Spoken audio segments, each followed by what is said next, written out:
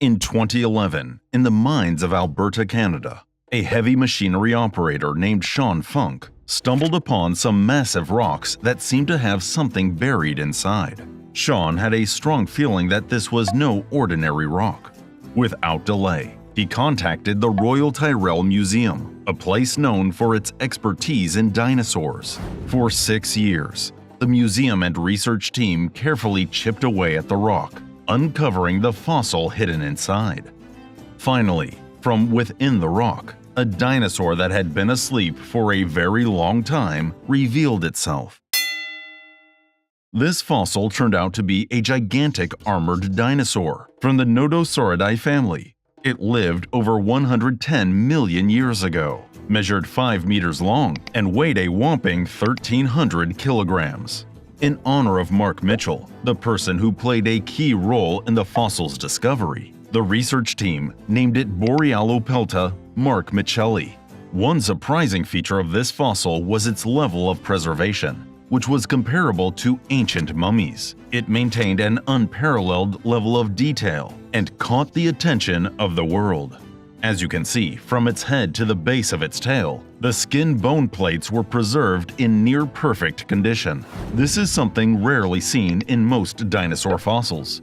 Even the keratinous tissue covering these plates, which often fade over time, remained intact. Inside the large, pointed plates near its shoulders, bones made up 2/3 of the space, while the remaining third was covered by a thick layer of keratinous tissue. This structure is comparable to the horns of today's goats, sheep, bison, and chameleons, and it is likely that the bony plating of Borealopelta had some resemblance. Furthermore, in 2017, Dr. Caleb M. Brown, who conducted research on this fossil, made a remarkable discovery within Borealopelta's skin, a substance called benzothiazole. This sulfur-containing compound is derived from a reddish-brown pigment called phaomelanin. In simpler terms, Borealopelta's body had a reddish-brown hue. The research team went on to speculate that, much like modern herbivores, the upper part of Borealopelta's body was a dark red, with a gradual fade of color toward the lower regions. They reasoned that when exposed to sunlight, the upper portions would appear brighter, while the lower areas would seem darker, to create an overall similar coloration. This likely provided an effective camouflage against predators like Acrocanthosaurus, which coexisted during the same era.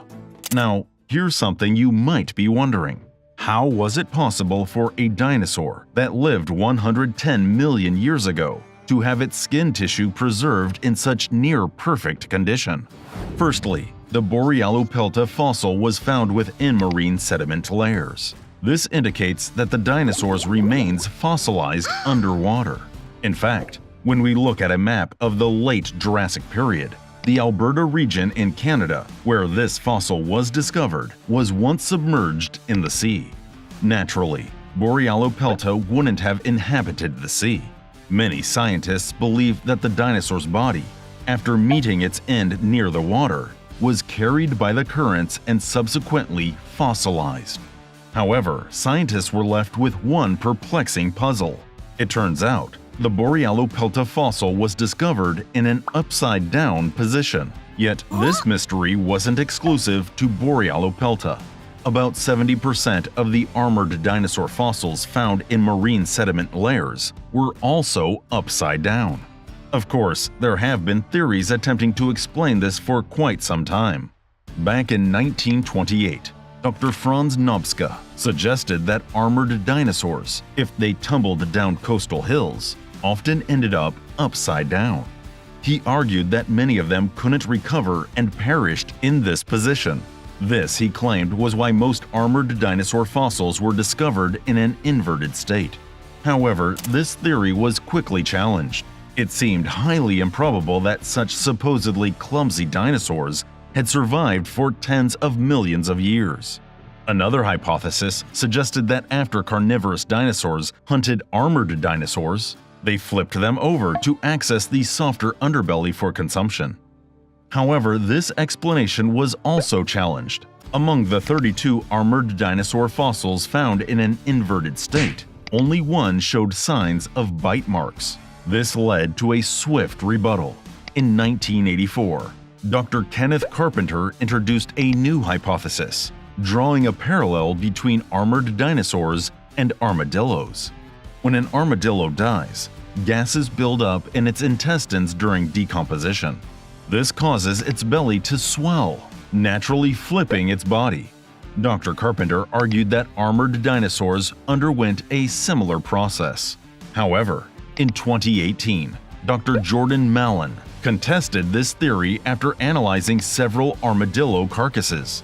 His point? The deceased armadillos, as shown in these photos, were all in pieces.